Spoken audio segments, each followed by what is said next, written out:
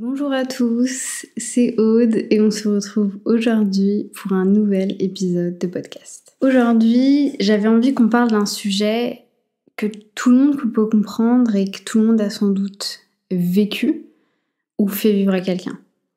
Vous l'avez sans doute vu dans les titres du podcast. Aujourd'hui, on va parler de jugement et le fait de juger les autres.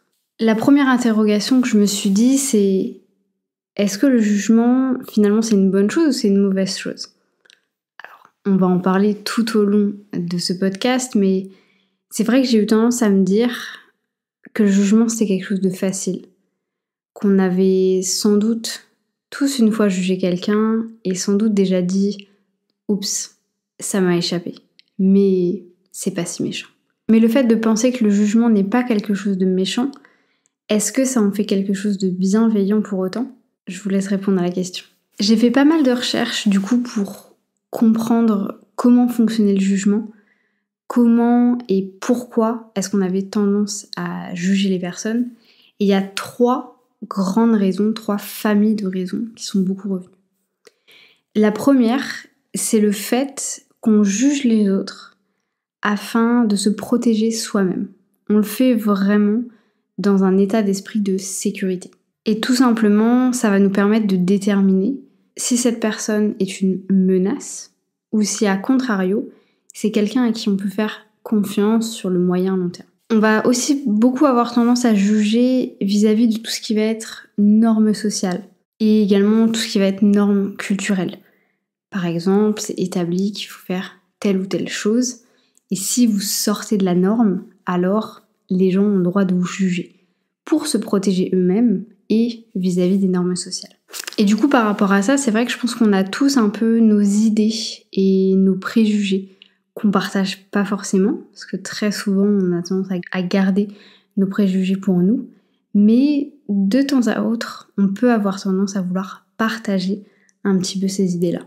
Par exemple, quelque chose qui m'a beaucoup changé, je pense, et qui a beaucoup altéré ma manière de juger les autres, parce que oui, comme vous, je juge les autres et j'ai pas honte de le dire, c'est le fait d'aller vivre en Thaïlande.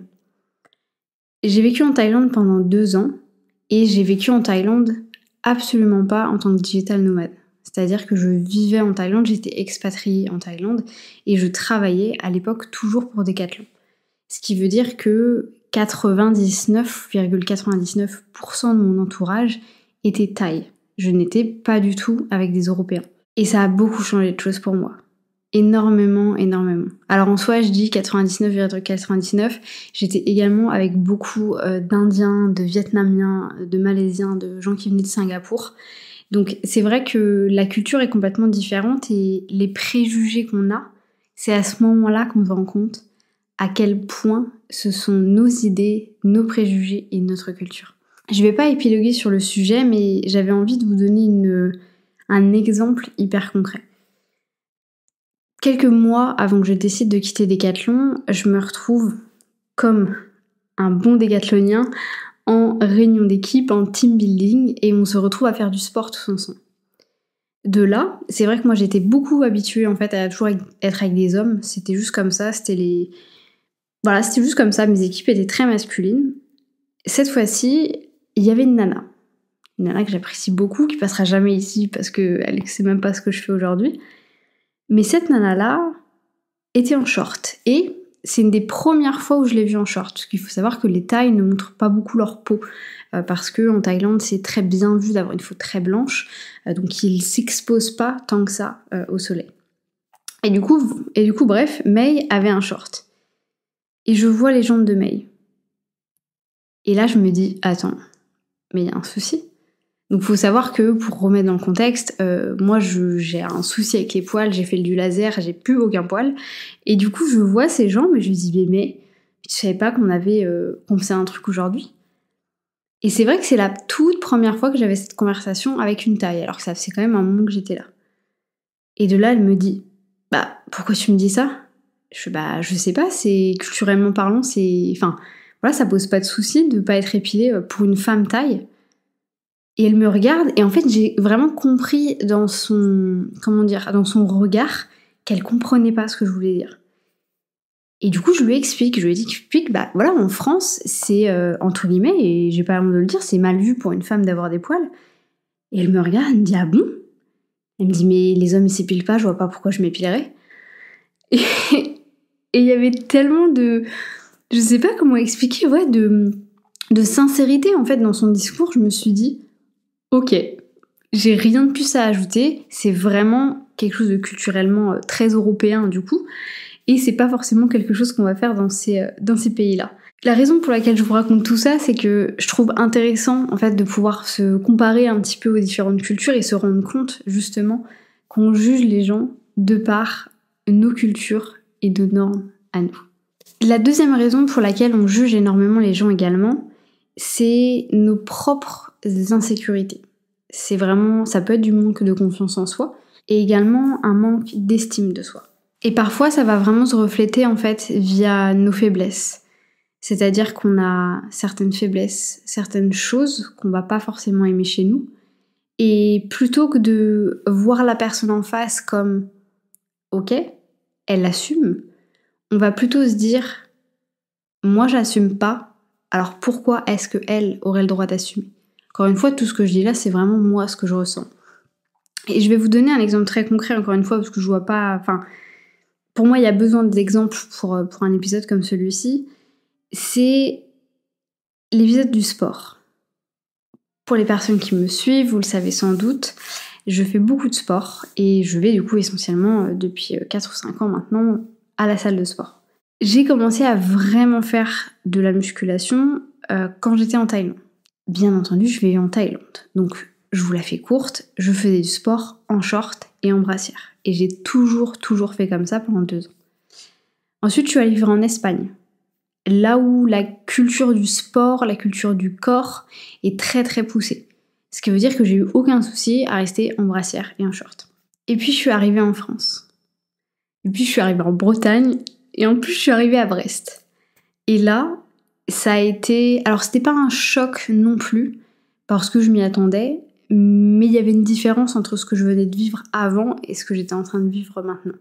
J'ai pas mis un seul pantalon, enfin, du moins un seul legging pour aller au sport de toute la période depuis que je suis en France. Même l'hiver, il faisait 2 degrés, j'allais quand même en short. Parce que je suis plus à l'aise pour faire du sport de cette manière, etc. Alors, au-delà du fait que les gens jugent dans la rue, mais là, j'ai plus mis ça sur le dos de « il fait super froid, qu'est-ce qu'elle fait en short ?» Je me passe dessus. À la salle de sport, c'est vrai que je m'attendais un petit peu à ce que ce soit les hommes qui aient des regards déplacés. Eh bien, pas du tout. Alors, en soi, peut-être que certains d'entre eux ont capté que mon mec était dans le coin, c'est possible. Mais au-delà de ça, les personnes qui m'ont le plus jugée de par leur regard, non pas des remarques verbales, ce sont les femmes. Et vraiment, c'est... Encore aujourd'hui, ça me choque. Alors après, il y a aussi peut-être la cause de j'ai une trentaine d'années, elles en ont 20. Enfin, honnêtement, j'en sais pas, je cherche pas plus que ça. Faudrait que j'en discute avec elles à l'occasion. Mais il y a vraiment ce jugement de qu'est-ce qu'elle fout en short, nous on est toutes en legging, en t-shirt. Enfin, il y a vraiment ce jugement-là. Et pourquoi est-ce que je vous partage cette anecdote ? C'est parce que je l'ai vécu encore plus fort la semaine dernière quand une femme est arrivée avec son mari et qu'elle a vu où son mari s'était positionné. Et là, vraiment, je l'ai ressenti parce qu'elle m'a regardée, elle a dit quelque chose à son mec. Enfin, voilà, la situation était telle que j'ai bien compris ce qui se passait. Il ne pouvait, lui, se mettre que là par rapport à ce qu'il devait faire. Donc, c'est-à-dire, moi, j'étais dos à lui. Je vous la fais courte, en train de faire des squats. Eh bien, elle s'est collée à lui. C'est-à-dire qu'elle a mis son tapis collé au bench, comment on appelle ça en français, au banc de son mec. C'était limite dangereux, j'avais envie de leur dire, mais ne faites pas ça, elle était en train de faire des abs, enfin bref, c'était super dangereux. Et je me suis dit, mais pourquoi elle fait ça ? Vraiment, ça m'a choquée. Et je l'ai entendu, parce que je pense que ça... Enfin, je mets ma musique très fort, donc ça devait s'entendre que j'avais de la musique, à un moment où ça s'est coupé, parce que je filme en fait mes exercices pour ma coach, bref. Je l'ai entendu lui dire, ne regarde pas ses fesses. Et c'est là d'où m'est venue en fait l'idée de faire ce podcast, parce que je me suis dit, mais je vais pas, moi, juger cette personne parce que je ne comprends pas ce qu'elle vit, parce que potentiellement, du coup, ça fait partie de ses insécurités.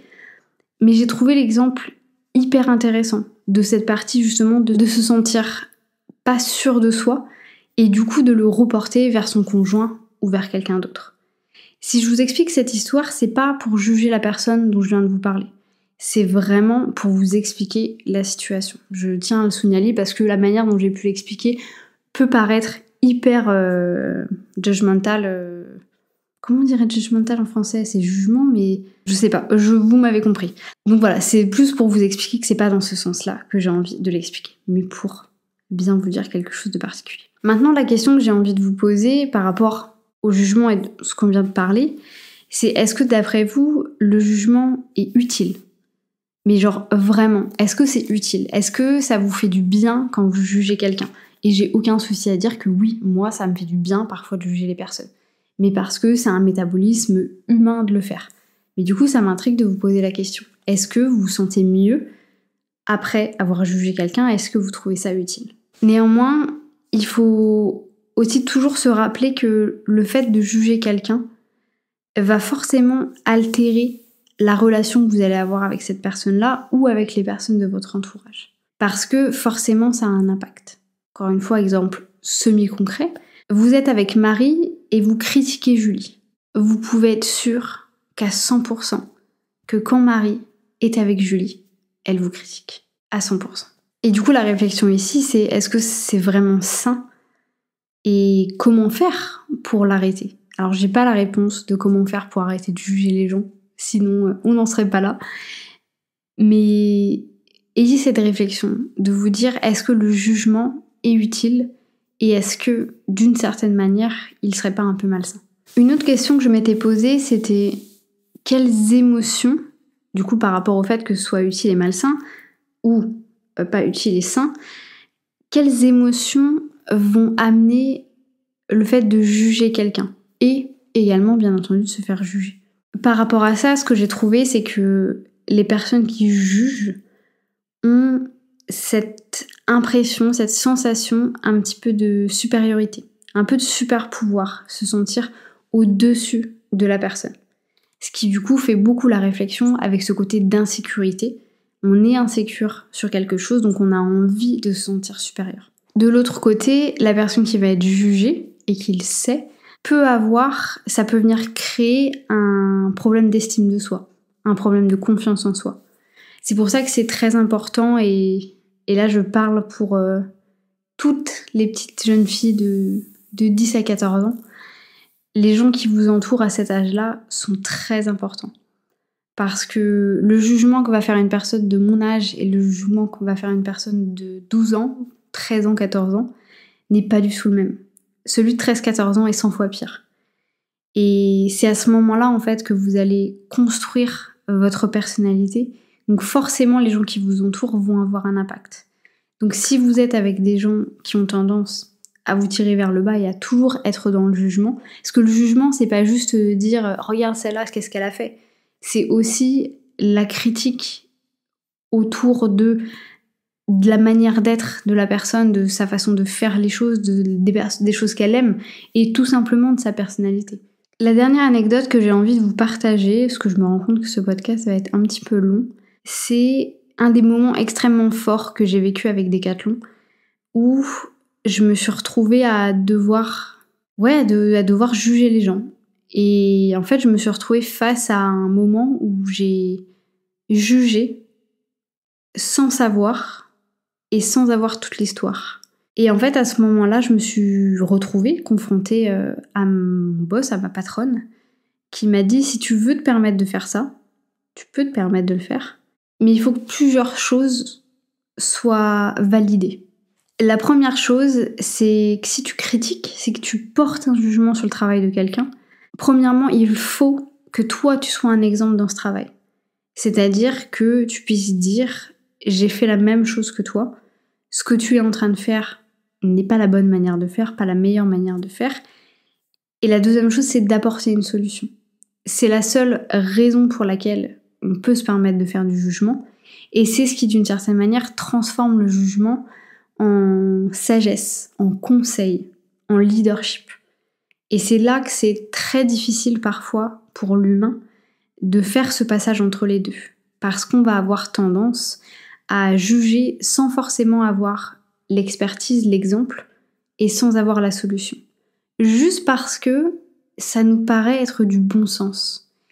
Et parfois, le bon sens n'est que notre propre balance du bon sens. Et finalement, on n'est pas la balance générique. Donc c'est hyper important aussi de faire attention à ce genre de choses. C'était un podcast un petit peu particulier, mais comme vous le savez, ça me tient à cœur de parler de santé mentale, de parler des relations entre les personnes.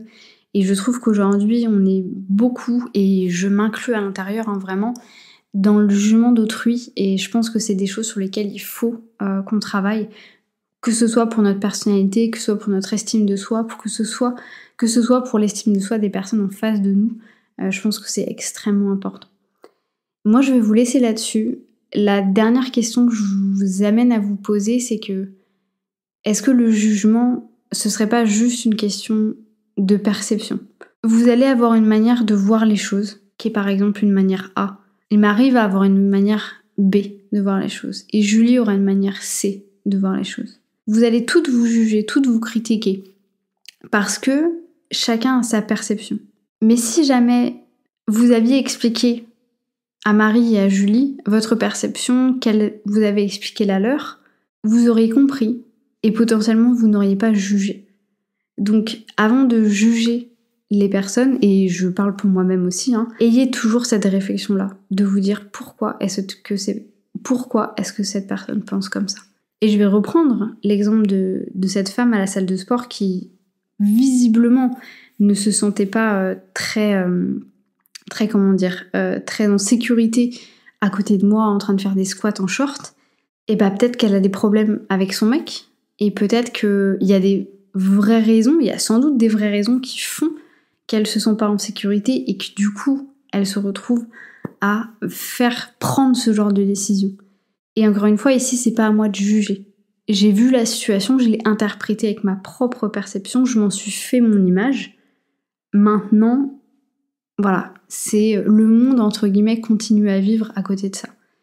Mais je pense que c'est important de toujours bien se poser la question quand on fait ce genre de choses.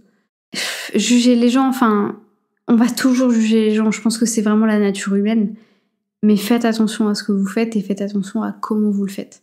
Parce que juger les gens, ça peut faire très très mal et ça peut vraiment abîmer, heurter les gens d'une manière profonde et indélébile.